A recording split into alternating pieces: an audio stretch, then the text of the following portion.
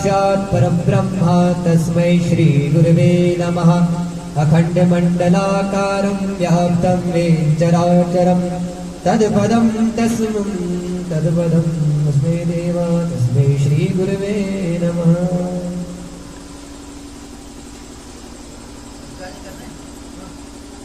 हरि ओम महा ओम स्वस्ति न इंद्रो वृद्धस्सर्वाः स्वस्ति नः पूषा विश्ववेदाः स्वस्ति नस्तारक्षो अरिष्टनेमिः स्वस्ति नो बृहस्पतिर्दधातु बृहदस्वा मरुतः वृष्टिमातरः शुभं व्यावानो विदधते भुजगमयः अग्निजिह्वामनवः सूर्यचक्षुः विश्वेनो देवा अवसागमन्निः भद्रं कर्णेभिः शृणुयाम देवा भद्रं पश्येमाशभिर्यजत्राः स्थिरैरङ्गे सुष्ठुवागुंसस्तमुपृभ्यशेमहि देवहितं यदायुः शतमिन्नु शरदो अन्ति देवा यद्रानशक्राय शन्तनूनाम् पुत्रासो यत्र पितरो भवन्ति मानो मर्यारीरिषतायुगन्तोः आदित्यौरादितिरन्तरिक्षमदितिर्माता स पिता स भारिः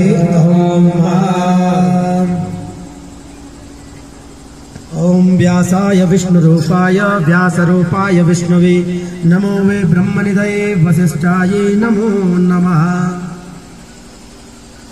ओम सच्चिदानन्दरूपाय विश्वोत्पत्त्यादिहेतवे तापत्रयविनाशाय श्रीकृष्णाय वयं नमः। श्री कृष्णाय वयं नमः। थोड़ा सा भगवत संकीर्तन करेंगे। श्री कृष्ण गोविंद हरे मुरारी हे नाथ नारायण वासुदेवा। श्री कृष्ण गोविंद हरे मुरारी हे नाथ नारायण वासुदेवा। कृष्ण गोविंद हरे मुरारी हे नाथ नारायण वासुदेवा। श्री कृष्ण गोविंद हरे मुरारी हे नाथ नारायण वासुदेवा। एकनाथ स्वामी सखा हमारे एकनाथ स्वामी सखा हमारे हे नाथ नारायण वासुदेवा। श्री कृष्ण गोविंद हरे मुरारी हे नाथ नारायण वासुदेवा। श्री कृष्ण गोविंद हरे मुरारी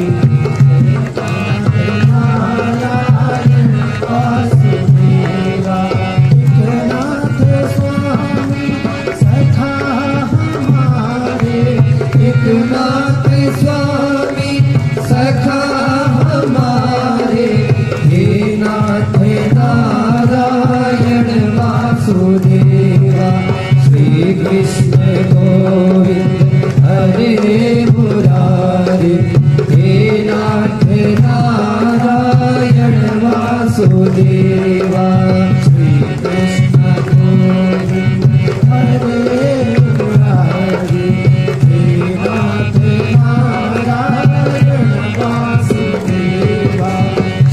कृष्ण गोविंद हरे मुरारी हे नाथ नारायण वासुदेवा। हे नाथ नारायण वासुदेवा। हे नाथ नारायण वासुदेवा। ओम नमः पार्वती हर हर महादेव। जय जय श्री राधे जय जय श्री राधे जय जय श्री राधे।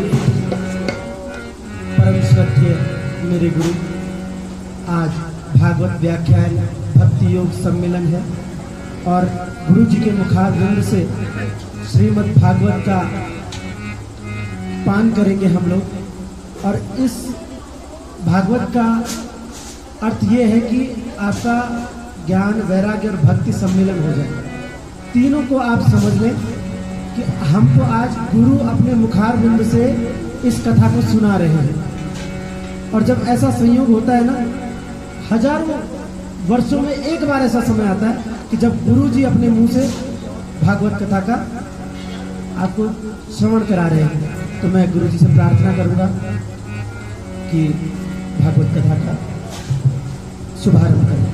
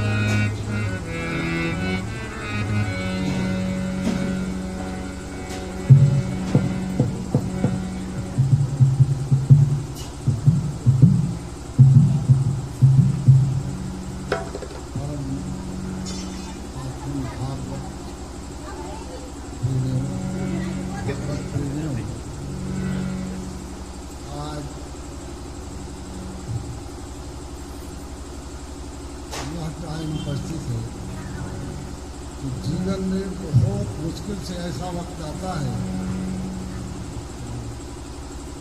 कि हर चर्चा सुनने का अवसर प्राप्त है।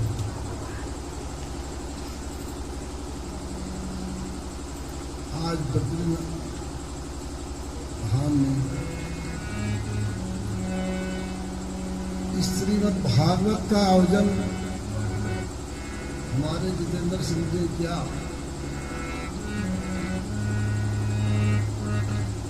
भगवत प्रेरणा से इनके हृदय में भाव आया कि बद्रीनारायण में हम भगवत कथा का श्रवण करें। हम आपसे पहले बद्रीनारायण धाम की थोड़ी सी व्याख्या करना चाहता हूँ, उसके बाद भागवत का स्मरण करेंगे। ये पृथ्वी का वैकुंठ लोक है।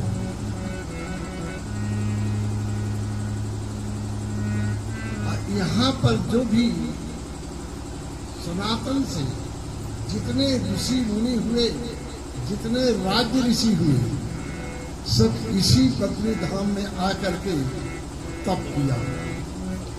यहाँ का जप, तप, दान, कीर्तन हजारों गुना फलदायी होता है। जो बद्री धाम में एक माला कोई जाप करता है तो उसका 10,000 माला के बराबर पुण्य प्राप्त होता है। यही कारण है कि ऋषियों ने, भगवत प्रेमियों ने यहाँ आकर के साधना करने का निश्चय कर लिया। पृथ्वी में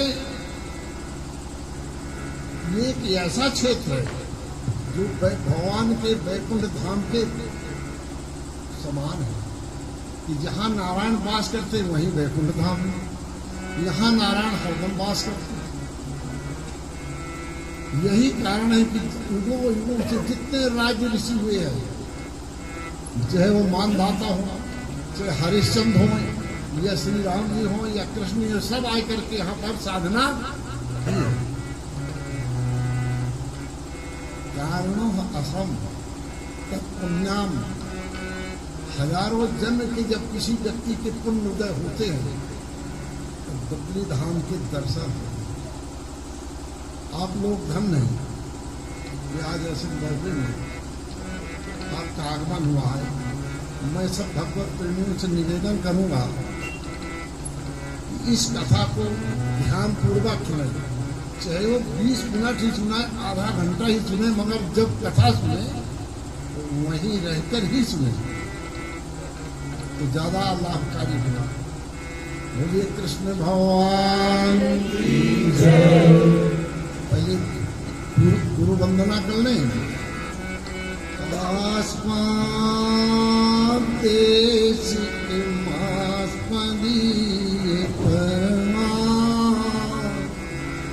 चार्याण शेषान श्रीमान लक्ष्मण योग पुंगरणा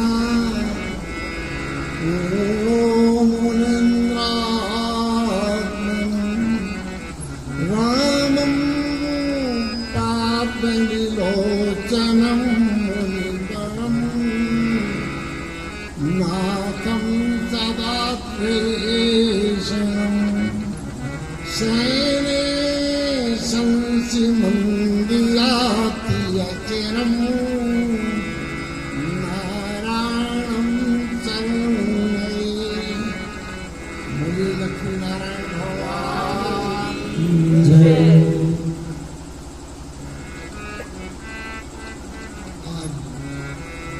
भागवत के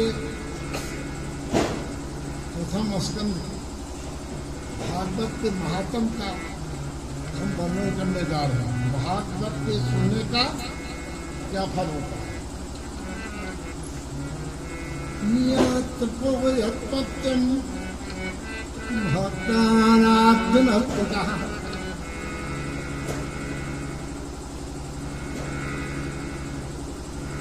महित वेदव्यास जी को मन सभी का शांत होता है, चाहे ऋषि हो, देवता हो या मनुष्य हो। जितना चेतन प्राणी है मन सबका शांत है। वो अपने आश्रम में अशांत चित्त से बैठे हुए हैं।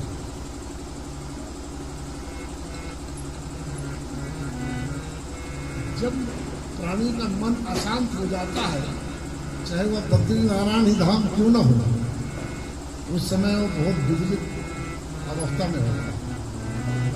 और मन के शांति के लिए ही जितने हैं सब साधन किए जाते हैं।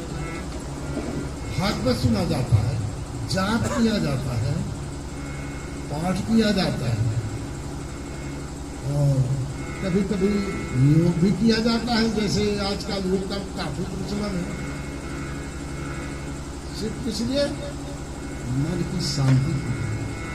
आप लोग को आश्चर्य ये लगेगा कि महिष वेदव्यास जैसे जो भगवान के अंशावतार हैं, उनका भी मन अशांत हो।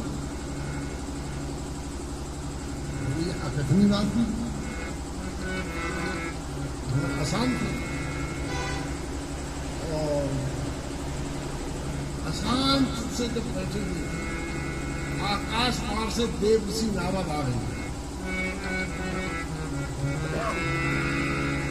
महित वेदव्यास जब देखा कि देव ऋषि नारद आए हैं, नारद का थोड़ा आप अर्थ भी समझ लो। नशस्त्वानाम नानार्दो,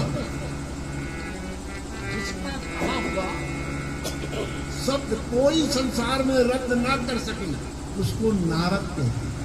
अस्मत् धातु साधारण आदमी ये समझते हैं कि नारद इधर उधर चुगली करते हैं। जिसका कहा हुआ शब्द कोई भी संसार में रद्द न कर सके, नारायण भी उनको नारद नामद्रश्य माता।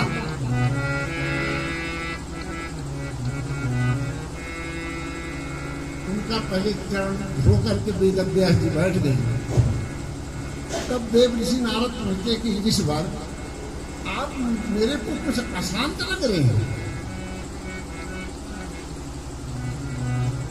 हाँ, ये मैं कारण नहीं जानता। मैं एक साधारण मनुष्य के समान मेरा मन अशांत है। आप बताइए इसका कारण क्या है।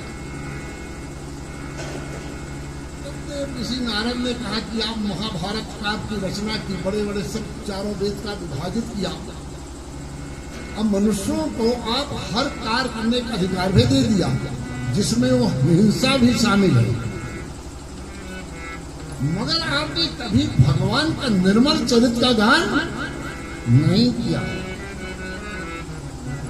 देखो मेरे भक्त प्रेमियों, भगवान का जब तक निर्मल चरित्र न गाया जाए तो यज्ञ भी पूर्ण नहीं होता।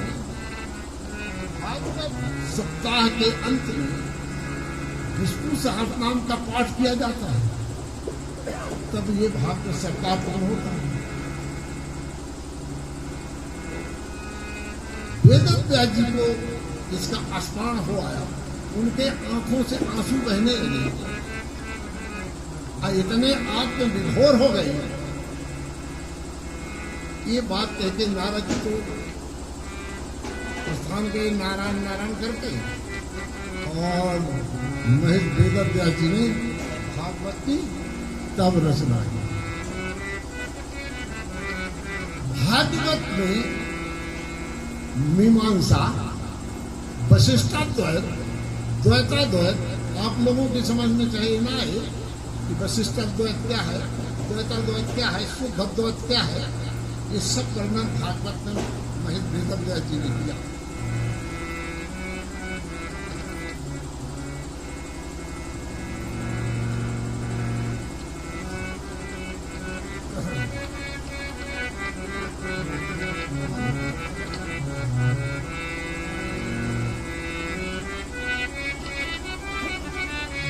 वशिष्ठाद्वैत क्या है?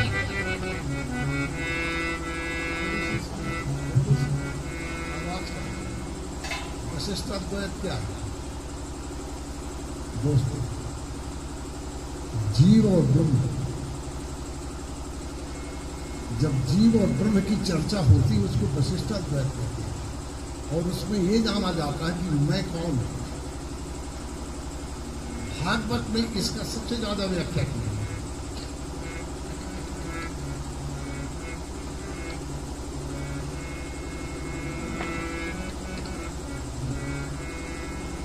भागवत का विषय नाचना नहीं है, चिंतन का विषय है। यदि आप भागवत में एक श्लोक सुनते हुए चिंतन का विषय है। जो मनुष्य जितना ज्यादा चिंतन करता उतने सक्सेस होते हैं, क्योंकि परमात्मा का संबंध मन से होता है, शरीर से नहीं। जितने मन आपका ईश्वर से लगाव लगेगा उतने ज्यादा तुम ईश्वर के साथ आप अपने आप नजदीक होगा। मनुष्य सबके नजदीक होता मगर अपने आप से सबसे ज्यादा दूर होता।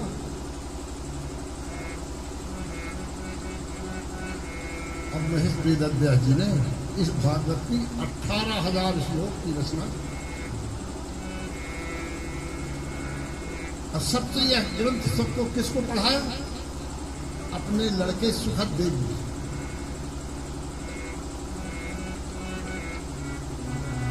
जो कि सुखदेव ज्यादा दिन एक जगह रह नहीं सकते, मगर उनका साकार में कोई ज्यादा रुचि नहीं है। मगर भागवत ग्रंथ का ध्यान करने के बाद महेश सुखदेव जी का भागवत में रुचि हो गई और इसका वो गान करने लगे। अब इस सुंदर भागवत कथा जब शुरुआत होती है, ये कथा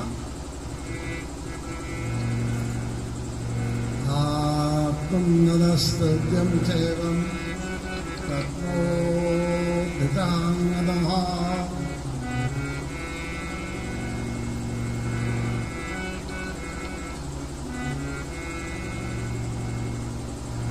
श्रीमद् भागवत में सबसे पहले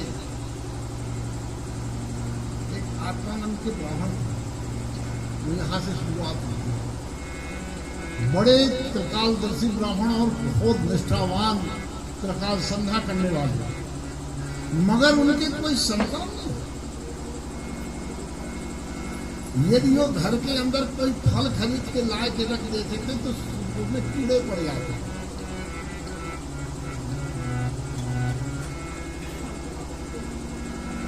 यदि वो गाय ला के पाल ले तो बाज हो जाती थी, बच्चा नहीं देगी। और उनमें तपोबल इतना था, यावास्पन्नम सूर्याणम, यदि सूर्य को जब पानी देते थे तो सूर्य आके उनके सामने खड़ा हो जाता। मगर संतान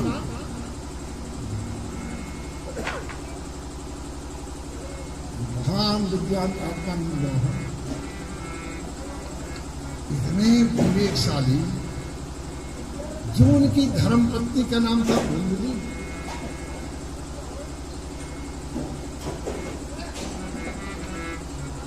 इतनी अच्छे स्वभाव की थी उनकी धर्म पत्नी। यदि वो कभी भी कुछ कह दे तो उनका पता नहीं, जो लोग ज्यादा सज्जन होते हैं उनकी धर्म पत्नी का जो ऐसा मिल जाता है, भगवान की कोई ऐसी कृपा होगी।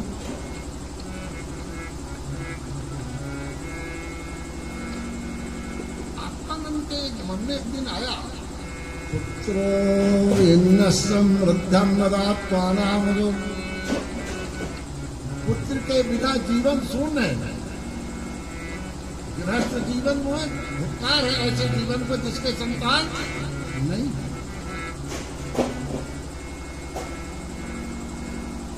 जब उनके गलानी भाई, ये गलानी महाराज दशरथ को भी हो गई थी, खाली आत्मानंद ब्राह्मण को नहीं गई। आत्मानंद तो अभी हुए 4000 वर्ष हो गए। राजा दशरथ तो त्रेता में थे, उनको भी मन में गलानी आ गई। एक बार भूपत मन माही,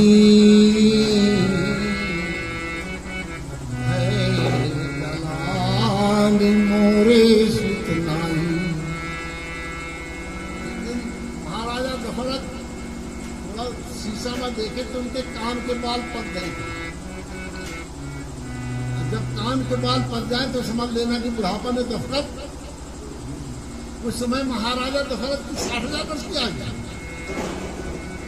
कोई संतान नहीं थी, उनको भी गलानी हो गई। वो आप कथा जानते हैं। आत्मानंद को ये जब गलानी भई तो आत्मानंद को कोई रास्ता जब नहीं सुना। देखियो मेरे मित्रों, जब भी विपत्ति आवे तो कभी धैर्य, मनुष्य का सबसे बड़ा आपत्ति में क्या है? ये संसार सागर है। संसार सागर में काम, क्रोध, लोभ, मोह, इनकी धारा बहती है। ये संसार रूपी धाराओं में जो अपना संतुलन खो बैठा वो डूब गया। तो मनुष्य का सबसे बड़ा मित्र आपत्ति काल में क्या है? धैर्य। कभी कभी विपत्ति में आदमी धैर्य खो ही बैठता। आत्मानंद ब्राह्मण इतने विद्वान, शास्त्रों की ज्ञाता थी, मगर अपना धैर्य खो बैठे। अक्सर देखा गया है कि जब आदमी को विपत्ति आएगी तो बाबाओं की तरफ दौड़ पड़ता है। देखा होगा, जब कोई रास्ता नहीं दिखेगा ना तो कहीं चलो कोई बाबा देखते। आपका नाम ने भी यही किया, जंगल की ओर चले गए।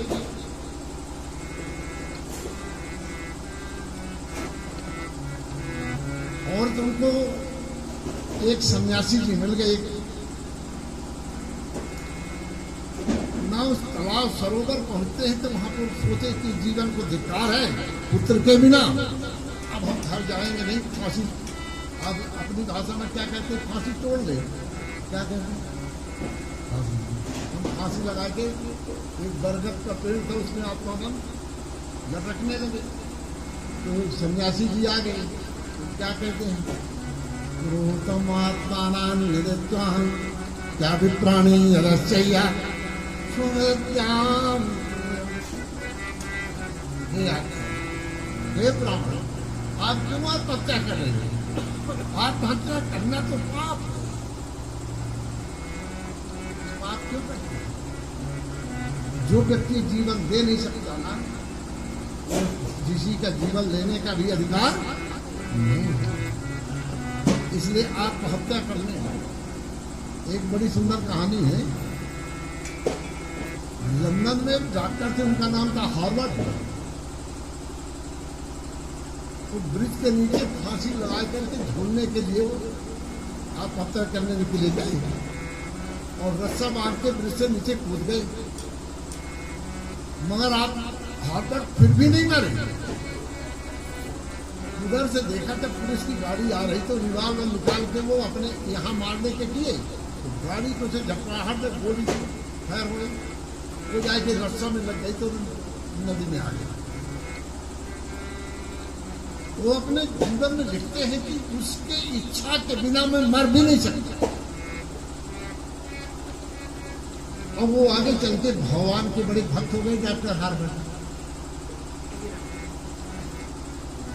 उसके इच्छा के बिना कोई प्राणी मर भी नहीं सकता।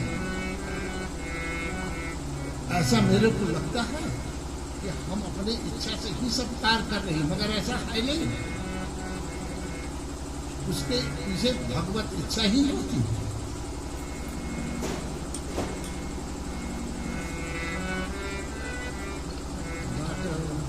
आत्मानंद ने यही किया। सन्यासी को जब कहें देखो महाराज, अगर तुम चाहते हो कि मैं जिंदा रहूं तो मेरे को पुत्र लो। कभी कभी आदमी अपने स्वार्थ में इतना अभूत हो जाता है, उसको सब मर्यादाएं याद नहीं रही। तो सन्यासी जी बोले, क्रोतादरम नित्य श्रोयताम मित्रा। हे ब्राह्मण, मैंने आपका मस्तक पढ़ लिया है। आपके 7 जन्म कोई संतान नहीं, एक जन्म की तो बात कर। महात्मा, यदि विधाता ने मेरे मस्तक में संतान नहीं लिखा है तो आप तपोबल से नहीं कहते, आपके सामने ही आप हत्या कर दूंगा। जैसे तुम्हारे पास कोई आ जाए, चौधरी साहब हमको ये दे दो नहीं तो मैं आपको हत्या करूंगा। ठाकुर साहब हमको ये माल सौंप दो नहीं तो मैं आप हत्या करता हूँ। मजबूर हो गए, ठाकुर सौंप तो देंगे मगर कहेगी अच्छे फंसे आप, है ना।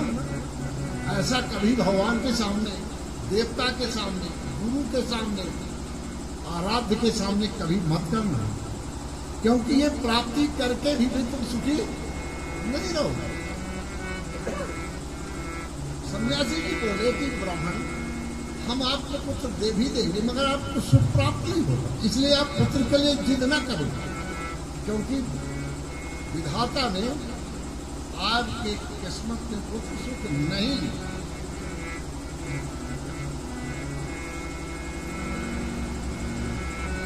मैं कुछ नहीं जानता, हमको पुत्र दो। तब सन्यासी जी ने ब्राह्मण नहीं मानता, अपने सामने हत्या करेगा तो मुझको ब्रह्म हत्या लगेगी। साधु का हृदय, उन्होंने फल ले जाओ, अपने पति को खिला देना और ये पुत्र उत्पन्न। आत्मानंद फल को लेके घर की ओर चल पड़े। जब फल को लेके घर पहुंचते हैं, उनकी धर्मपत्नी कहती है ब्राह्मण देवता से कि क्या लाए? कहन देवी शांत रहो, सुबह बताएंगे। उन्होंने कोई मुहूर्त की प्रतीक्षा की और क्या देखा, नहा धो करके पत्नी को बोला ये फल आपके उत्तम संतान है। फल तो ले लिया, उनके पत्नी का क्या नाम था? धुंधली। फल तो ले लिया, अब फल लेकर के थोड़ी दूर में उनकी बड़ी बहन रहती थी धुंधली, उनको बुलाया। बहन, हमारा घर वाला, मेरा पति एक फल लाया है, कहता है तुम इसको खा लोगी तो पुत्र होगी। बहन, पुत्र होना तो बड़ा कष्टदायी है, और ये कष्ट हमसे झेला नहीं जाएगा। पेट में कहीं पे हमारे पुत्र हो गया, घर में आग लग जाएगी तो मैं भाग भी नहीं पाऊंगी और खाना भी नहीं खा पाऊंगी, दुबली हो जाऊंगी। इसलिए मैं तो समझती हूँ कि शिल्पांडम बंध्या आत्मानाम करती, जो नारी बंध्या है, पुत्र जन्म नहीं हो ज्यादा सुखी है, इसलिए मैं ये फल नहीं खाती। तो बड़ी बहन उनकी बोली कि तू चिंता ना कर, मेरे पेट में गर्भ है, तू फल को फेंक दे, सोच करके बैठी रहो कि मेरे पुत्र होने वाला है। मैं जब मेरा पुत्र होगा कुछ पैसा हमारे पति को दे देना, ये लड़का मैं तेरे को दे दूंगा, और दूध पिलाने में आ जा करूंगा रोज सुबह शाम, ये पक्का होगा। और उसने धुंधली ने फल को, आत्मानंद ब्राह्मण के यहाँ एक गाय थी, वो फल को खा लिया और वो गर्भवती हो गई। कुछ दिन बाद 9 महीना तक बैठी रही, जब उसके बहन के बच्चा हुआ वो लायक उसको रख दिया। आत्मानंद बहुत सीधे ब्राह्मण थे, ये उछल कपट, छल कपट बहुत भारी पड़ता भगवान के सामने।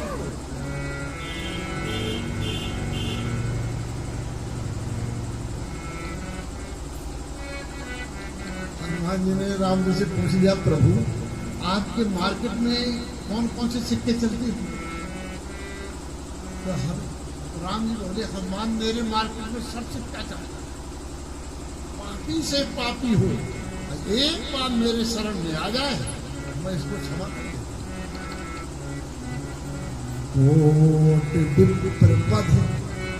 लागे जाहूं शरण तजो नहीं लाहूं। 1 करोड़ ब्राह्मण के कोई हत्या कर दे, अब मेरे को आए के शरण में आ जाए, मैं उसको भी क्षमा कर देता हूँ। मगर एक आदमी हमको अच्छा नहीं लगता, हनुमान कहें क्या? हनुमान मोहि कपट छल छिद्र न भावा, मेरे को कपटी आदमी अच्छा, पापी चलेगा, मगर कपटी आदमी हमको अच्छा। वही कपट का व्यवहार आत्मानंद से उनकी धर्मपत्नी ने किया। अब देखो कपट का व्यवहार क्या करता है। उसी दिन में पता लगा कि आत्मानंद के ब्राह्मण के यहाँ लड़का हुआ है। गांव के लोगों ने बहुत खुशी मनाई, मित्रों ने बड़ा खुशी। अब कुछ 1 महीना छोड़ करके फिर गाय के भी एक बच्चा हुआ। तो जो पहला बच्चा हुआ तो उनकी धर्मपत्नी कहें कि मेरे दूध नहीं निकलता है, तो यदि आप कहें तो हम अपने बहन को बुला ले, तो वो दूध पिला जा करेगी। कहें अच्छी बात है, बुला लो। पुत्र के खुशी में आत्मानंद ब्राह्मण कुछ विचार ही नहीं किए, और वो एक आर चलता रहा। उसका नाम रखे आत्मानंद धुंधकारी। क्या नाम रखा? धुंधकारी। और जो गाय के बच्चा हुआ, पुत्र हुआ, उसका पूरा शरीर बालक का, मनुष्य का, खाली कान उसके गाय के थे, इसलिए उसका नाम आत्मानंद रख दिए गोकर्ण। क्या नाम था? गोकर्ण। गांव के लोग कहने लगे, वाह आत्मानंद ब्राह्मण के क्या भाग्य हुआ है, मनुष्य के घर में बच्चा हुआ सो हुआ, गाय के भी। इस रहस्य को कोई न जाने कि क्या कारण है। गांव के लोग बहुत बहुत प्रशंसा करने लगे आत्मानंद ब्राह्मण की। धीरे धीरे धुंधकारी कुछ बड़ा हो गया। बड़ा होने पर धुंधकारी एक टोली बना लिया, उसमें 4 कुत्ते रख लिए, और शिकार करना शुरू कर दिया। और जो भी कर्म है कलयुग से जो जुड़े हुए वो काम करने लगा। आत्मानंद को कहता पैसा ला के दो इतना ही मारूंगा। तो आत्मानंद क्या कहते हैं? नाश्रान्नम पुत्राणि यदो राहम मातम दे। हे भगवान, ऐसा पुत्र ना देता तो अच्छा था। अब धुंधली को एक दिन उसने उठा करके कुआं में फेंक दिया तो धुंधली मर गई। अब 4 वेश्याओं को लाकर वही घर में, यहाँ डॉक्टर थे वो बड़े आत्मज्ञानी थे। वो बोले पिताजी कौन किसका पुत्र? आप हरिद्वार चले जाओ, भगवान का भजन करो। तो आत्मानंद घर छोड़ दिए और हरिद्वार आए। और धुंधकारी ने चोरी को अपना व्यसन बना लिया, धंधा बना लिया। चोरी इतना किया धुंधकारी ने कि घर में ढेर लगता। अब जो वो 4 वेश्याएं थी वो मन में विचार करती हैं कि ये तो देखो देवी ये रोज चोरी करता है, किसी न किसी दिन राजा को पता तो चलेगा तो धन भी छीन लेगा, हमको जेल में डाल देगा। तो क्यों ना हम धुंधकारी को मार डालेंगे।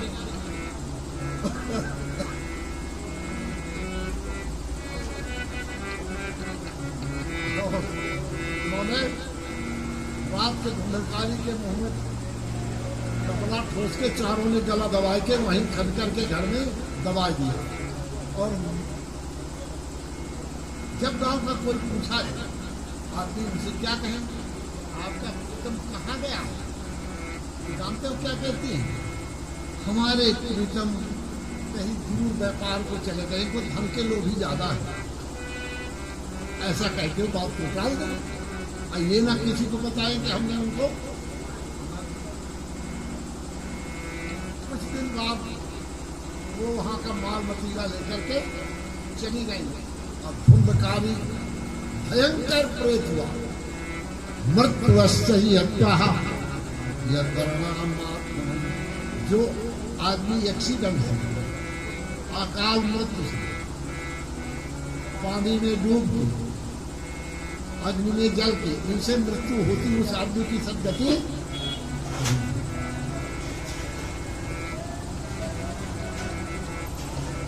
ऐसे आदमी की प्रेत होने में चले जाते हैं।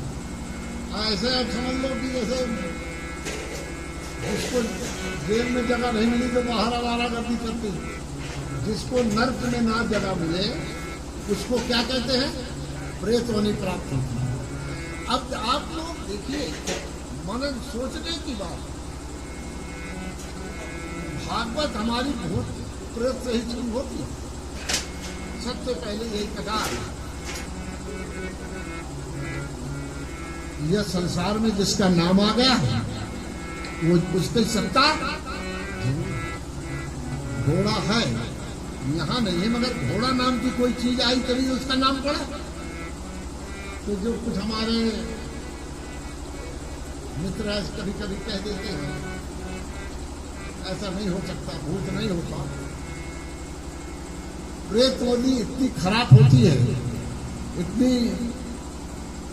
लाख लाख वर्ष तक उसका उद्धार नहीं।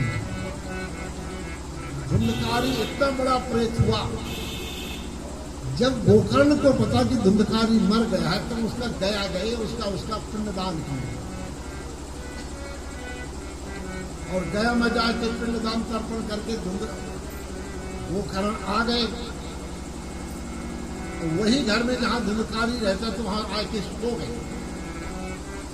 जब वो सो जाते हैं तो ये बड़ा भयंकर भैंसा बन के आ गया।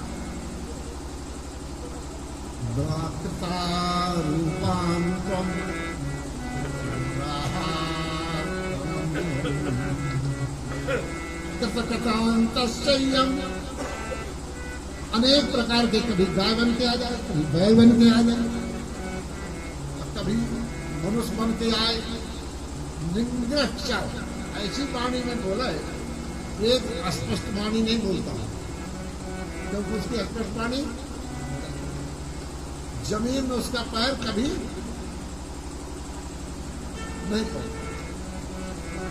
वो कर्ण कहते हैं कि ये कोई पतित आत्मा है, कोई प्रेत होने को आत्मा भाई। तब वो पूछते हैं तो हम अबाहम त्वम पुण्यात्मनम जीवत्वम। हे भैया तुम कौन हो? अनेक रूप धारण करते हो, आप तो बताओ ये कौन हुआ? तब वो कहता है कि मैं आपका छोटा भाई, मैं आपका भाई धुंधकारी हूँ। मैंने एक प्रेतवनी को प्राप्त हो गया। भैया रोने लगा, मेरा उद्धार करो। मैं ये बड़का पेड़ है वहां लटका रहता हूँ, मेरे को बड़ा कष्ट है। मेरा भैया आप दयालु हो, वेद पाठी हो, आत्मज्ञानी हो, मेरा उद्धार करो। कहीं भैया तुम्हारा मैंने तो दया किया, हर तीर्थों में मैंने तुम्हारा श्राद्ध किया और तर्पण किया, फिर भी तुम्हारा प्रेत होने से उद्धार क्यों नहीं हुआ? तब धुंधकार प्रेत कहता मेरे हजारों गया करने पर भी मेरा उद्धार नहीं हुआ। तब वो कर्ण कहते को हम समाज ज्ञान मृत्यु, अभी तुम अपने स्थान को जाओ, मैं विचार करके ये बताऊंगा कि आपका उद्धार कैसे। महात्मा गोकर्ण बड़े आत्मज्ञानी थे, वेद पाठी ब्राह्मण थे। खाली ब्राह्मण के घर में पैदा हो जाने से हम ब्राह्मण नहीं हो जाते। जातियां कर्म से बनी है, जाति से जातियां कर्म से बनी है।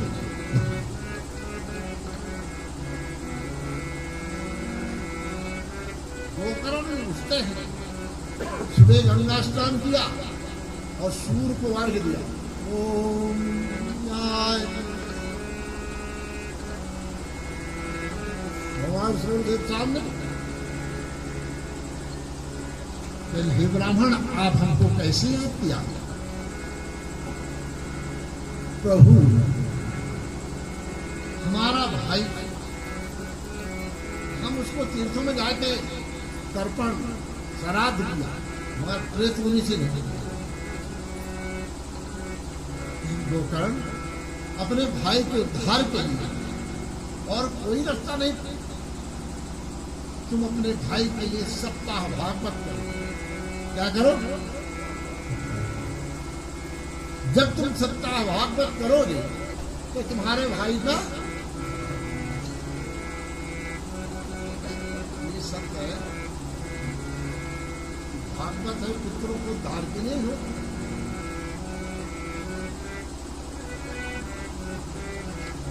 जो लोग दुर्गति को प्राप्त हो जाते हैं उनकी तुरंत भागवत के श्रवण से उद्धार हो जाता है।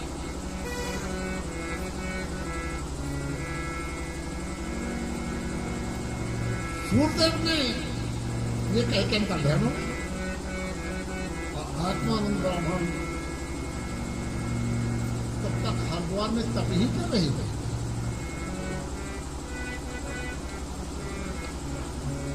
गोकर्ण ने सब गांव वालों को इकट्ठा किया और उनसे विचार विमर्श किया और उन्होंने सप्ताह भागवत का आयोजन किया।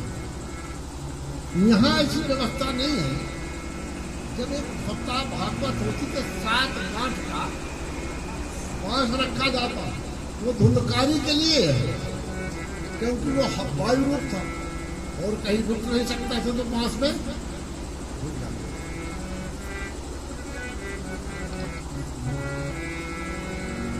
और उस भागवत के आयोजन में जब काफी खबर गांव के लोग भी आए, कथा शुरू हो गई भागवत की, मगर डर के मारे डर के गांव के लोग बैठे कि कहीं धुंधकारी हमको चेत ना जाए। बहुत कबा बहुत बड़ा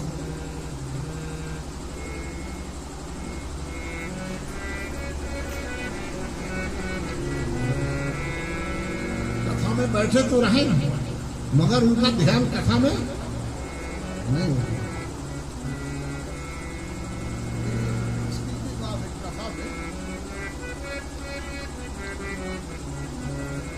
आत्मज्ञानम परमम तत्वम, जब तत्व दर्शन की बात चल रही हो, आत्मज्ञान की बात हो गई तो मन कम लगता है, इसीलिए आजकल जो कथा वाचक है बीच बीच में भजन कीर्तन का आयोजन कर लेते कि जो थोड़ा भक्तों का नींद खुल जाए।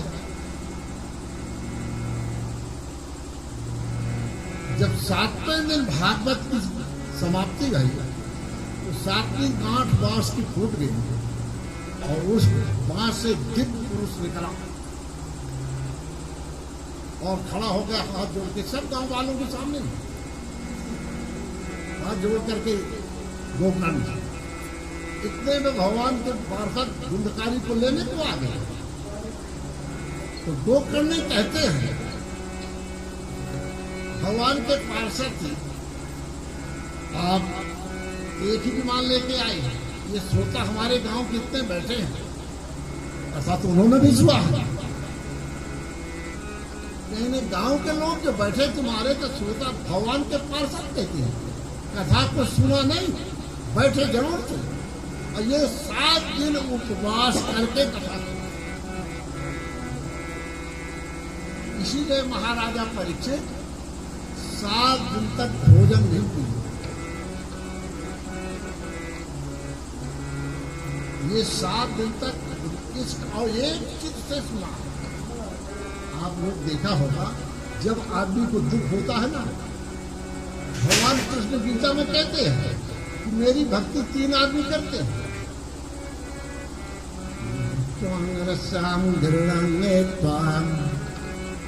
एक तो गरीब जो हमसे कुछ चाहता है, एक बीमार जो दवाइयों से बीमारी ना ठीक हो वो ज्यादा आराधना, धुंधकारी जो कथा श्रवण किया है शांत। मित्रों एक बात बताऊं, एक बार जम्मू कश्मीर प्रांत में एक कारीगर है, वो एक ऐसी पुतली बनाया, एक पुतली के 3 बनाया, एक पुतली के यहाँ से छेद इधर निकालना, दूसरी के यहाँ निकालना, तीसरी के यहाँ निकालना। अब उसको बिक्री करने के लिए भारतवर्ष में घूमने लगा। जितने राजा महाराजा थे हर दरबार में गए, पहले राजाओं का राज था, मगर उस पुतली की कीमत कोई सही। तो वो राजा भोज के दरबार में पहुंचे, जौहरी को बुलाया गया कि पुतली तो एक ही समान है, कीमत एक समान है। तो वो कारीगर कहता है कि नहीं, सही कीमत नहीं नहीं। तब उन्होंने अपने गुरु को बुलाए कालिदास, तभी कालिदास का नाम हुआ। 10वीं शताब्दी में महाराजा भोज थे, 11वीं शताब्दी में उनके वंशज हुए अलाउद्दीन, 11वीं शताब्दी में ही महाराजा पृथ्वीराज चौहान हुए। कभी कालिदास कब थे, आपने नाम सुना होगा कालिदास का, बड़े बड़े काव्य लिखे। तब उन्होंने पुतली को उठाया, बोला मैं कीमत करता हूं। एक पुतली के सिलाई डाले तो इधर कान से निकल गई, बोले इसकी कीमत 1 पैसा। दूसरे के कान से डाले तो यहाँ तक आ गई 1 रुपया, और तीसरे के यहाँ से डाले तो हृदय में आ गई, यानी 1 लाख रुपया। तो वो कारीगर कहता अब सही इसकी मूल्यांकन। भैया क्यों? जो व्यक्ति विद्यार्थी हो, श्रोता हो, इधर से सुन के निकाल दिया, उसकी कीमत 1 पैसा। और जो सुन के कम से कम बोल तो सकता है ना, और जो सुन करके धारण कर लेता है, तो ये कथा सुन के धारण करने की है, मनन करने की है कथा। जिस कथा का मनन नहीं किया जाता, आत्मा परमात्मा चमकता नाम परमागति, आत्मा ही परमात्मा है। ये मनुष्य जो इस आत्मा को समझ लेता है वही मोक्ष प्राप्त कर लेता है। हम लोग ऐसे समझ बैठे हैं कि मोक्ष नाम का कोई नगर बसा होगा, वहाँ जैसे यहाँ पर कंडीशन मरे मिलते हैं तो वहां पर भी ऐसे होगा? ऐसा कुछ नहीं। मोक्ष जिंदा में होता, मरे में नहीं। मरे में किसने देखा कि मोक्ष आ गया? मन जिंदा में यदि मन की वृत्तियां शांत हो जाए उसको कहते हैं मोक्ष। जिंदा में मन शांतित हो जाए उसको क्या कहते हैं? मोक्ष। आत्मा परमात्मा चमकता नाम परमागति। आत्मा ही परमात्मा है।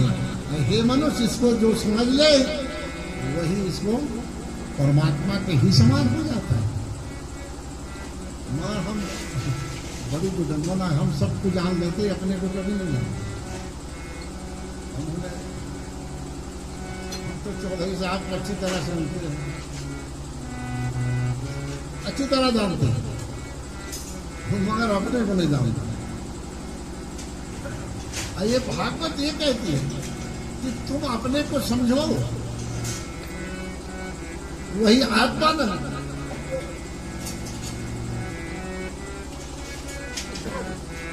हरिद्वार में आके भक्ति करके भगवान को प्राप्त किए और गोकर्ण ने प्रतिज्ञा की मैं अगले साल फिर भी एक भागवत का अनुष्ठान करूंगा और इन सब गांव वालों को मैं इसी तरह भेज दिया। जब दूसरी साल उन्होंने भागवत का आयोजन किया तो सब गांव वाले श्रवण किए। अब वो कर्ण के सामने ही सब गांव वालों को विमान में भेज करके उन्होंने भगवान के परम धाम को भेज दिया। बोलिए कृष्ण भगवान जय। श्रीमन्नारायण नारायण नारायण, श्रीमन्नारायण नारायण नारायण, श्रीमन्नारायण नारायण नारायण, श्रीमन्नारायण नारायण नारायण, श्रीमन्नारायण नारायण श्रीमन्नारायण नारायण नारायण, श्रीमन्नारायण नारायण नारायण नारायण,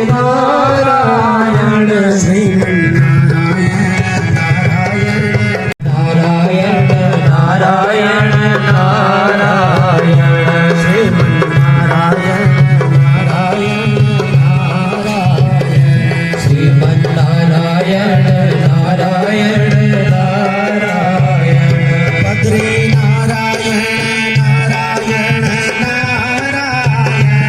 बद्री नारायण नारायण नारायण, बद्री नारायण नारायण, लक्ष्मी नारायण नारायण नारायण, लक्ष्मी नारायण नारायण नारायण, लक्ष्मी नारायण नारायण नारायण, लक्ष्मी नारायण नारायण नारायण, श्रीमन्नारायण नारायण नारायण, श्रीमन्नारायण नारायण नारायण, बद्री नारायण नारायण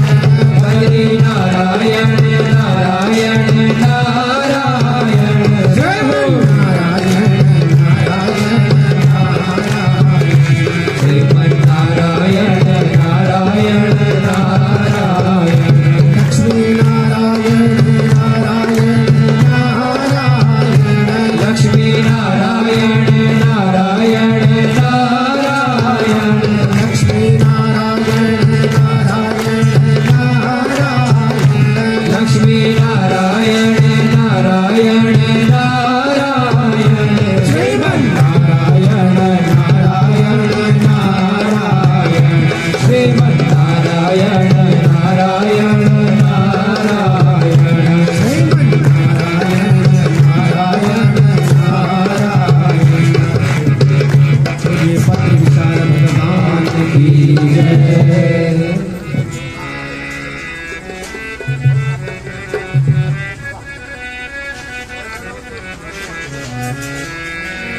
गीता में भगवान श्री कृष्ण ने कहा, नाना शास्त्र पठति नाना दया पूजनम बिना आत्मज्ञानम वृथा आदि पार्थ। नाना शास्त्र पठति मानो अनेक प्रकार के शास्त्रों का पढ़ो, नाना दया पूजनम अनेक प्रकार के भवानी जो देवता है पूजो। हे अर्जुन, बिना आत्मज्ञानम वृथा आदि पार्थो। जब तक तुमको अपने स्वरूप को बोध नहीं हो जाएगा तब तक सब वृथा। ऐसा नहीं है कि वो पूजा वृथा जाएगी, सहायक बनेगी, सहायक। ये भागवत अपने स्वरूप को ज्ञान कराता। श्रीमद् भागवत वैष्णवों का हृदय है। वैष्णवों में सबसे श्रेष्ठ जानते कौन है? वैष्णवानाम समूह। भगवान संसार में वैष्णवों में सबसे श्रेष्ठ शंकर जी, वो भी कम बैठे चिंतन करते हैं। उनको तो कोई तपस्या करने की कोई जरूरत नहीं, मगर करते हैं।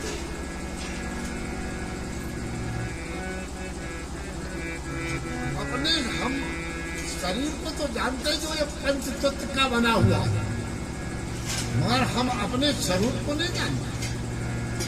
मेरे मित्रों, अनजान आदमी के साथ जिंदगी काटना बड़ा कठिन होता है। आप ट्रेन में भी बैठे और कोई ये जाके आपके पास बैठ जाए तो कहीं कह दे कि मैं तो मुसलमान हूँ, आपको बड़ा मुश्किल है।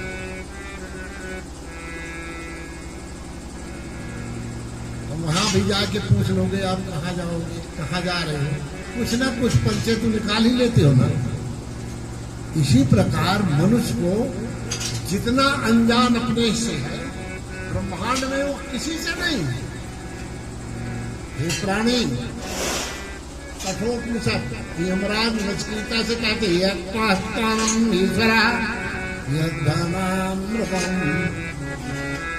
हे नचिकेता, तू तीनों लोग का राज मांग ले,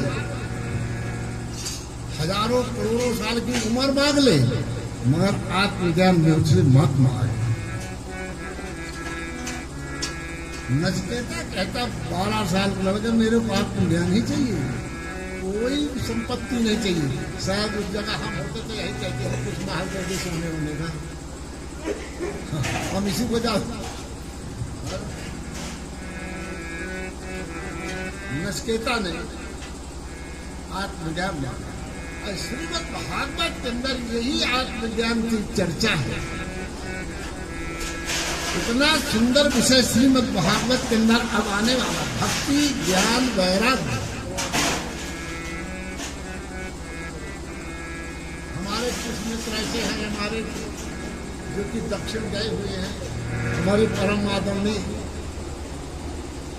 महंत रामदास जी पधारे हुए हैं, हम उनका स्वागत करते हैं। संतों का आगमन बहुत कल्याणकारी होता है। भगवान इतनी जल्दी कल्याण नहीं कर सकते जितना जल्दी संत कल्याण कर देते। भगवान तो नियम बताएंगे कि तुम्हारा ये जन्म का पाप है, ये जन्म।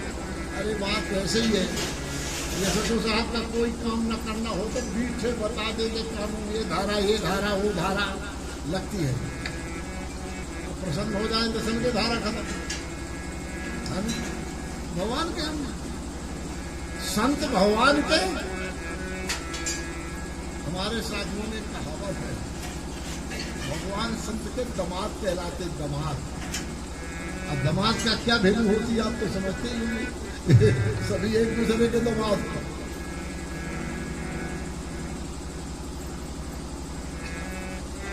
जो संसार में कोई काम ना कर सके वो संत करते, इसीलिए कहा गया है प्रथम भक्ति संतन कर संगा भगत संतन कर संगा, सररति मन कृथा प्रसंगा। प्रहलाद जी बोले पहली भक्ति में पहली भक्ति है संत की सेवा करो। मगर आप लोग तो क्वालिटी देखने लगते हो कि कौन बाबा के बड़ा आश्रम है। संत की तो कोई क्वालिटी नहीं होती, संत सिर्फ संत ही होते। और जब संत के साथ रहोगे तो संत भगवान की कथा जरूर सुनाएंगे। कथा सुनने के लिए तो शंकर जी भी जाते हैं। राम कथा सुनने के लिए भगवान महादेव पार्वती को साथ लेके अगस्त ऋषि के आश्रम में कथा सुनने गए। जरूर इसमें कोई बड़ी बात होगी, तभी तो महादेव कथा सुनते हैं। और यही कथा श्री हरि की भागवत भक्ति ज्ञान वैराग्य। वैराग्य कब आता है?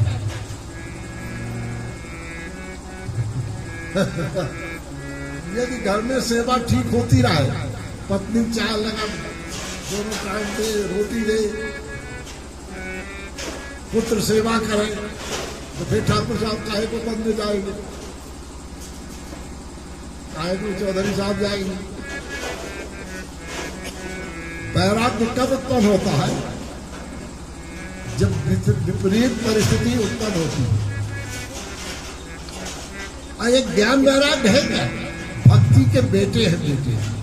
भक्ति की उत्पत्ति सुखदेव जी ने भी कहा है कहाँ होती है। द्राविड्याम उत्पन्नम सात्वा सौराष्ट्रीयाद्यानाम भवात्वानाहि वृंदावनानाम सस्यात्मानाम श्री राधे। द्राविड़ देश मतलब दक्षिण भारत में कर्नाटक में यहाँ भक्ति की उत्पत्ति होती है। आप कभी गए होंगे दक्षिण तो देखेंगे वहाँ की भाव भक्ति का वैष्णव का बहुत बड़ा स्तंभ है। पंढरपुर है, ये हमारे चौधरी साहब चले गए तो पंढरपुर में ही रही आए 15 दिन।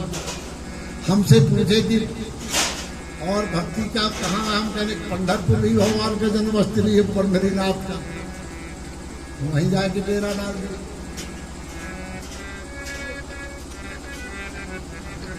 बड़ी अच्छी बात है। गुजरात में महाराष्ट्र किंचने किंग, द्राविड़ देश में भक्ति की उत्पत्ति होती महाराष्ट्र में कहीं कहीं दिखाई देती है। और सौराष्ट्र यदस्यम, सौराष्ट्र किसको कहते हैं? गुजरात। वहां करके बिल्कुल जय श्री राम। सौराष्ट्र से चलते जब वृंदावन में पदार्पण होता भक्ति का तो वो जवान और उसके जो लड़के हैं ज्ञान वैराग्य वो बूढ़े हो जाते, सफेद बाल, आंख नहीं खोल रहे। अब भक्ति एक गोद में एक बच्चे को ज्ञान को एक में वैराग्य को लेकर बैठी है। अब खूब जोर जोर से रो रही है। आकाश मार्ग से देव ऋषि नारद निकले तो देखे ये उठती और इतनी रात्रि में कितनी जोर से रो रही। तब नारद जी आके पूछते हैं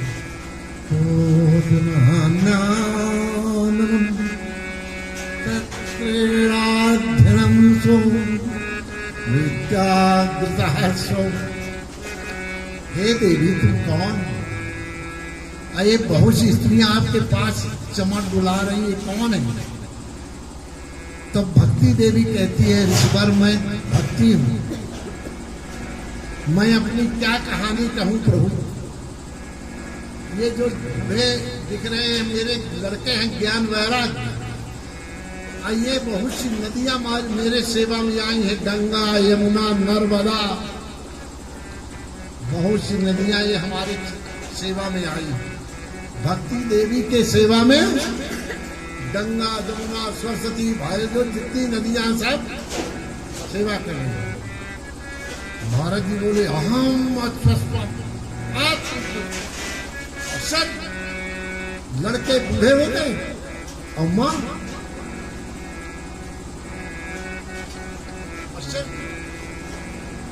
बहुत अच्छे। अब वो ज्ञान वैराग को गीतांगद पठति सहस्रामानद गीता का पाठ किए, कान फूकने लगे, उठो ज्ञान जागो। पुरुष सूक्त का पाठ किए, सहस्र थोड़ा पाठ पुरुष सूक्त का सुना दो। हरि ओम सहस्रशीर्षा पुरुषः सहस्राक्षः सहस्रपाद सभूमिगुं सर्वतस्मृत्वा ततिष्ठदशाङ्गुलं पुरुष एवैदगुं सर्वं जडभूतं जच्छभाव्यम् उतामृतत्वशेषाणो जगन्ने नातिरोहति एतावानस्य महिमातो जायाश्च पूर्वः। से जगाने का विज्ञान वैराग मगर वो हिले तक नहीं। जब उनका हर प्रयास निष्फल हो जाता तो आकाशवाणी होती, हे ऋषिवर आपको इसमें एक उद्यम करना पड़ेगा। आकाशवाणी बोलती, कोई आपको महापुरुष मिलेंगे, वो आपका इसका उपाय बताएंगे। नारद जी ने आकाशवाणी को सुना और वहां से चल पड़ी, भक्ति को वृंदावन में ही छोड़ दिया ज्ञान वैराग। अब वो सोच लेंगे कि वो महापुरुष के दर्शन हमको कहाँ होंगे। चारों धामों में खोदते खोदते बद्रिकाश्रम आ गई, अब उनकी मुलाकात सनत कुमार से हो गई नारद जी की। और वो अपनी पूरी प्रथा इन चारों ऋषियों को याद रखिए। वो सदा इतने 5 साल के हैं, पूर्वजों के सबके पूर्वज, महिषास मारीच ऋषियों के भी पूर्वज, मगर रहते सदा 12 साल के। वो भगवान के अथर्ववेद, यजुर्वेद, सामवेद चारों उन्हीं के। उन्होंने नारद जी ने अपनी प्रथा सुनाई और उस प्रथा को तब उन्होंने महात्माओं ने नारद पर कृपा करके श्रीमद् भागवत, वैसा भक्तों भागवत नारायण ने ब्रह्मा जी से सिर्फ 4 श्लोक कहा। कितना कहा? 4। और 4 श्लोक के 18,000 श्लोक ये सामने रखे।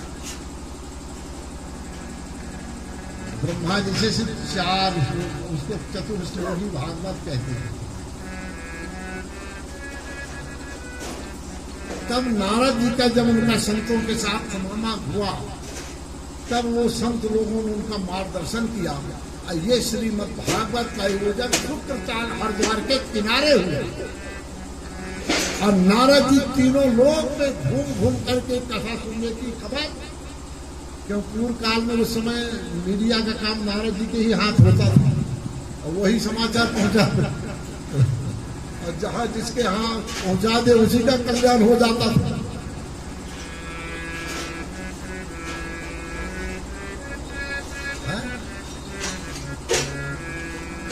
नारद जी ने हर जगह कथा का डंका पीट दिया।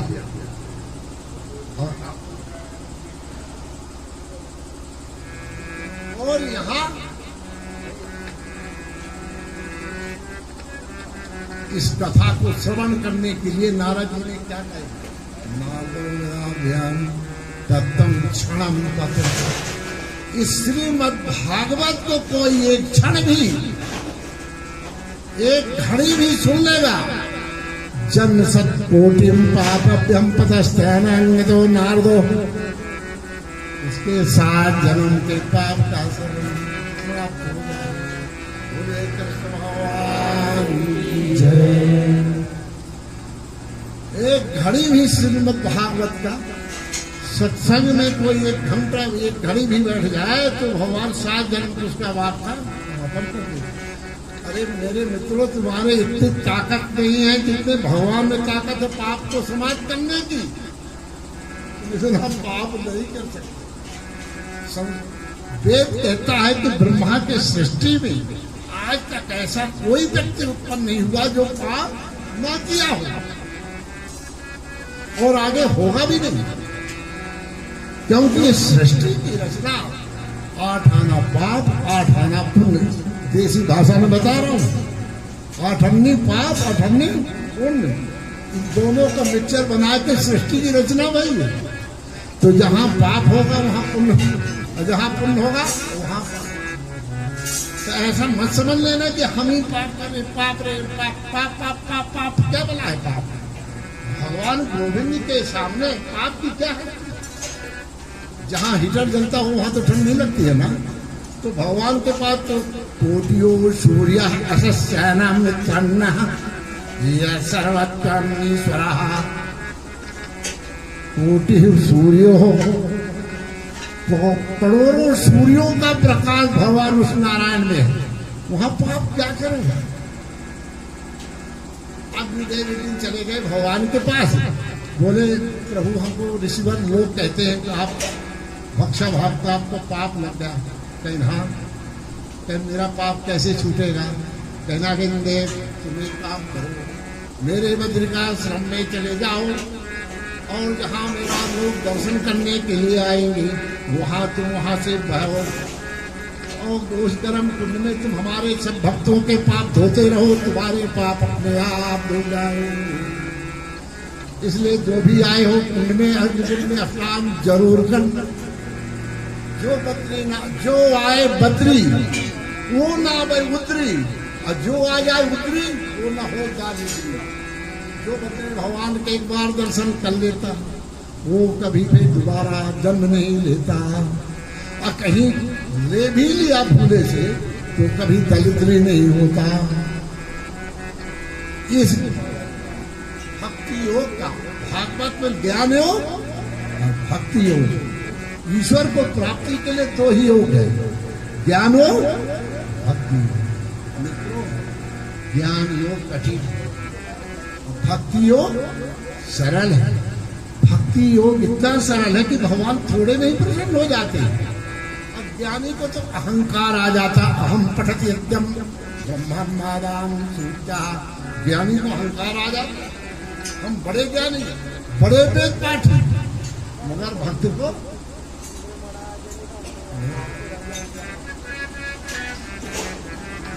जब इस ज्ञान नाराज भक्ति की मुलाकात भई नाराज जी से, अब भक्ति वहीं से श्रीमद् भागवत का उदय होता है। मित्रों आज की कथा को यही विराम देंगे। कल से 1 बजे से 3 बजे के 2 घंटा, मैं बूढ़ा हो गया हूँ, ज्यादा नहीं बोल पाऊंगा, इसलिए आप लोगों से निवेदन है, प्रार्थना है कि आप 2 बजे यहाँ उपस्थित हो जाए। अब 2 घंटे का समय रखा हूं कि ज्यादा देर कथा में निद्रा रानी परेशान करेगी, तो थोड़े टाइम में पार हो जाएगा। और मेरे को सबसे बड़ा अच्छा ये लग रहा है कि हमारे जितने मिलने वाले हैं हम इनके पहचान के यहाँ आगमन हुआ है, और ऐसे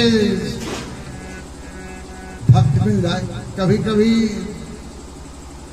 ऐसे शिष्य मिल जाते हैं ना, गुरुओं का भेदभाव करते हैं, और कभी कभी ऐसे गुरु मिल जाते हैं कि वो भी गुरु लालची चेला, नरक में हो गई ठेलम ठेला। कभी कभी ऐसा भी हो जाता है, कभी सपूत पुत्र प्राप्त हो जाता है, तो कोई गुरु को सपूत शिष्य भी प्राप्त हो जाता है, और जो कपूत मिल गए तो फिर कहने क्या है। एक जगह आया है कि कपूत पुत्र तो स्वर्ग नहीं पहुंचाता, कपूत पुत्र तो मोक्ष दिला देता है। जिसके घर में एक भी कपूत पुत्र पैदा हो गया वो माँ बाप को सीधे मोक्ष के घर पहुंचा देता है। कैसे? 2 थप्पड़ दिया, जहां 4 गाली दिया, तुरंत हरिद्वार काशी की तरफ भागने लगते बूढ़ी बूढ़ा।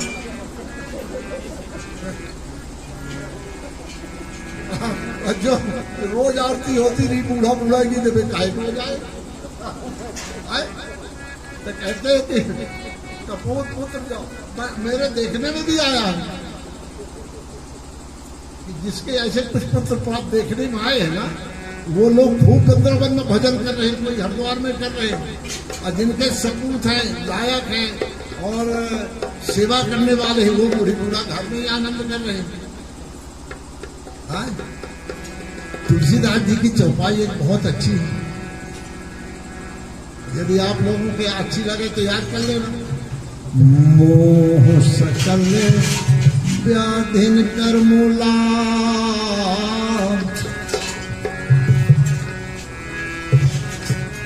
अमृत ही संत ही अनुकूला। पूरे रोग का जड़ क्या है? यदि मोह रूप, ये कहानी की याद आ गई आप लोगों को, थोड़ा टाइम लग जाएगा। जो सज्जन बनारस गए होंगे तो 80 घाट देखा, वहां 4 ब्राह्मण बैठे थे जो पंडा भांग पी लिए आपस में बात करने लगे कि यार आजकल काम धंधा मद्दा चल रहा है, कुछ लोग मुर्दा कम ही आ रहे हैं, क्या करें? उसमें से एक लिया कह चलो कलकत्ता चलते, वहां कहते अच्छे पैसे मिल जाते हैं। कहें किराया तो नहीं है जेब में, फिर किराए की क्या जरूरत है? ये घाट पे नाव बांधी हुई है, गंगा नदी जाके कलकत्ता में हावड़ा मिलती है, हम इसी में निकल सकते। चारों ने यही प्लान करके और भांग घोटने का वो भी नाव में रख लिया, और पहले खूब घटाई की, फिर पी लिए, फिर चारों बैठ गए, एक चक्कू चलाते सो गए। कहते जब तेरा 3 घंटा हो जाता तो हमको जगा देना। अब नाव चलाती रही नाव। 3 घंटा हुआ, कहते देख भाई हम पटना के नजदीक आ गए, अब तू अब दूसरा उठाओ चलाया। 3 घंटा वो चलाया, बोला भैया अब हम कलकत्ता के नजदीक आ गए, हावड़ा। तीसरा उठाया, सब वो भी चलाया। चौथे का जब नंबर आया तो चलाते चलाते सुबह हो गई तो देखा तो 80 घाट में ही सब पूरी रात वो चारों में खूब चक्कू पाए, खूब चक्कू, मगर वो ना वही। अब बोले इसका कारण क्या कि हम पूरी रात चक्कू चलाए, मगर वो भांग के नशे में खूंटे से रस्सा नाव को खोलेगा।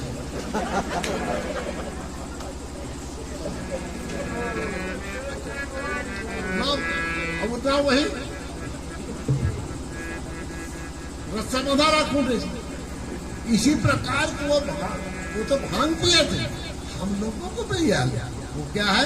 मोह सकल व्याधिन कर मूला।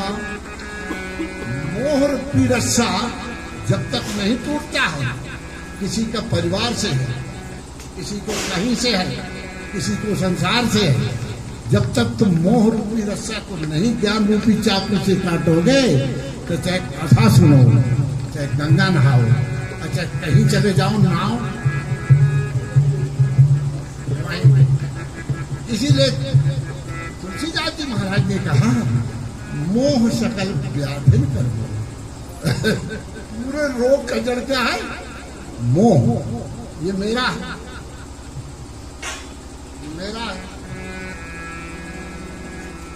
देखो सामने कोई किसी को पीट रहा होता तो तुम लोग खड़े होकर भीड़ बना के देखते, चाहे किसी की औरत को ही कोई पीट रहा खूब मजा लेते, और कहीं तुम्हारे को पीट रहा हो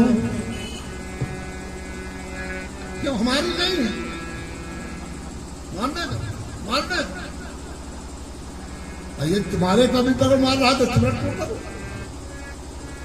तुम यही लक्ष्मण जी ने पूछा, प्रभु ज्यादा लंबी चौड़ी बात तो समझ साधारण आदमी कलयुग के नहीं आएगी, थोड़े से बता दो माया क्या बला है? माया कहते किसको है?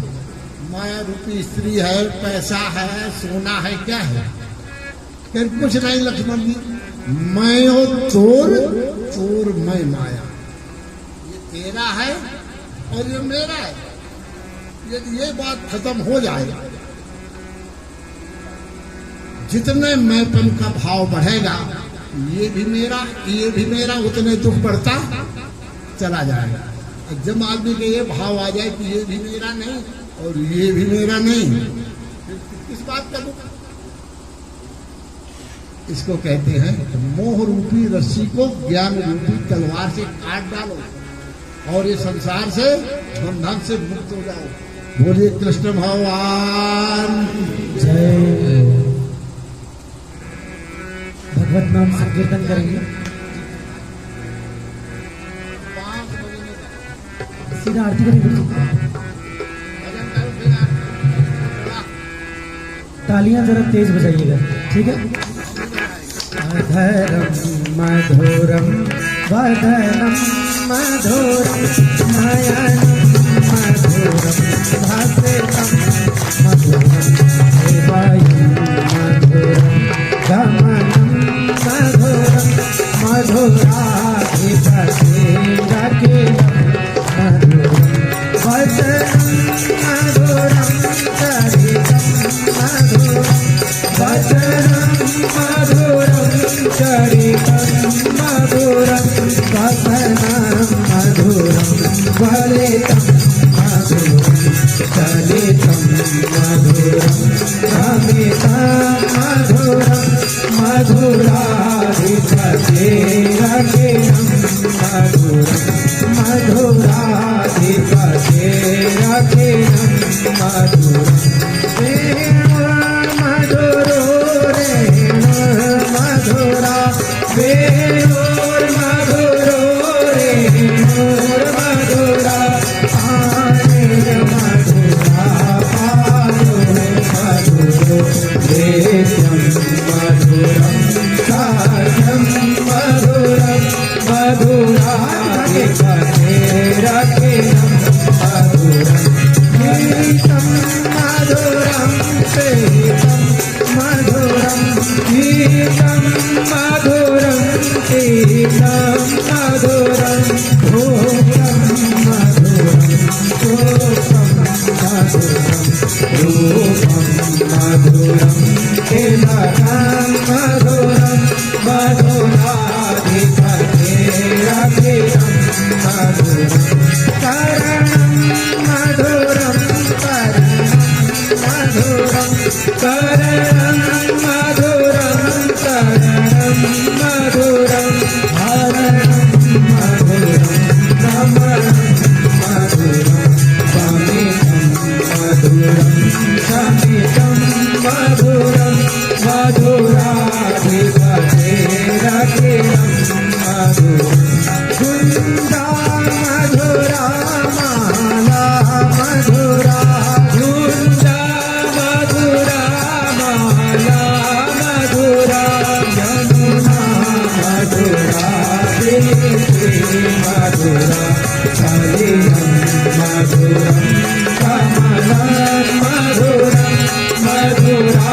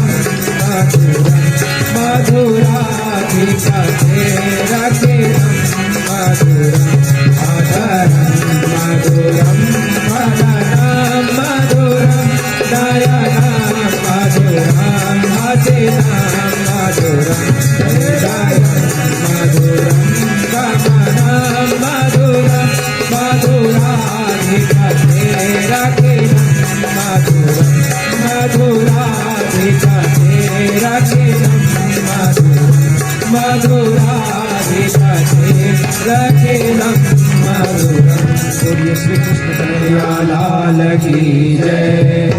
आरती के लिए खड़े हो जाए। सीता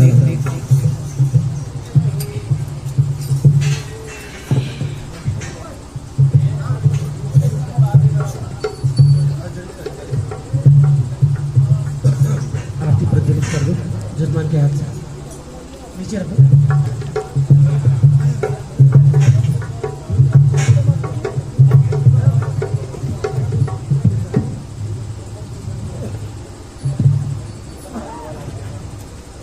हरि ओम मां चंद्रमा मनसो जातचक्षो सूर्यो अजायतः श्रोत्राद्वादृश्य प्राणस्य मुखादग्निरजायत ज्योतिर पर ब्रह्मा देवो ज्योतिर्नादना देवो हमे पापम देवो ज्योतिर्नमोस्तुते जयन्ते मंगला काली भद्रकाली कपालिनी दुर्गा क्षमा शिवा धात्री स्वाहा स्वधा नमोस्तुते। जयतम देव चामुंडे जय भूतादिहारिणी जय सर्वगते देवे कालरात्रे नमोस्तुते।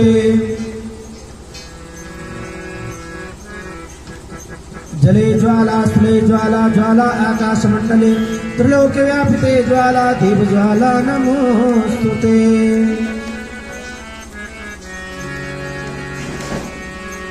चलिए आरती हाथ में लीजिए और पहले गौरी गणेश की आरती ले लीजिए। आप बस थाली नीचे रखिए।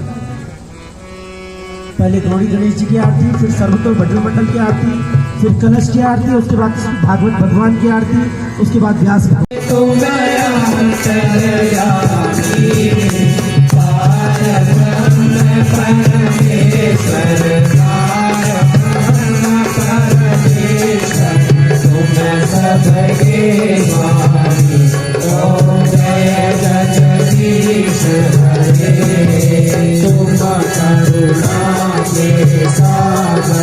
तुम पालन करता स्वामी तुम रक्षा करता मैं मूरख कलखावी मैं सेवक तुम स्वामी कृपा करो करता।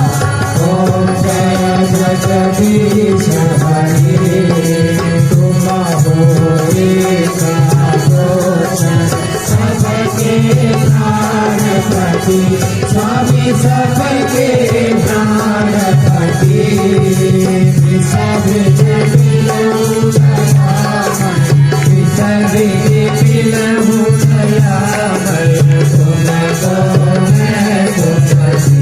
ओम जय जगदीश हरे दीनबंधु दुःखहर्ता तुम ठाकुर मेरे स्वामी तुम रक्षक मेरे अपने हाथ उठाओ अपने शरण लगाओ द्वार परम तेरे।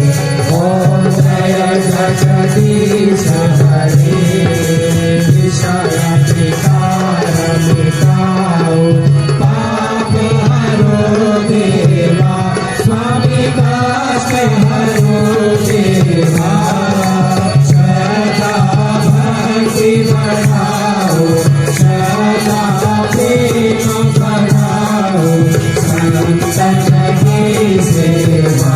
ओम जय जगदीश हरे तन मन धन सब तेरा स्वामी सब कुछ है तेरा तेरा तुझको अर्पण प्रभु को प्रभु को अर्पण जाना दे मेरा।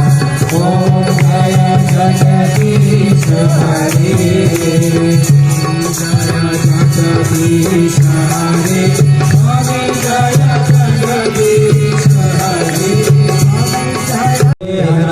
महिमानः सजन्त यत्र पूर्वे साध्याः सदिदेवाः। ॐ राजाधिराजाय सर्वेश्वराय नमो वयं वैष्णवाय कुर्महे सर्वे कामान् कामकामाय मह्यं कामेश्वरो वैष्णवो ददातु कुबेराय वैष्णवाय महाराजाय नमः। ॐ विश्वतश्चक्षुर्त विश्वतो मुखो विश्वतो बाहुर्विश्वतस्मात् सम्बाहुभ्यां भ्रमति सम्पदन्ते धावा भूमि जयन् देव एकः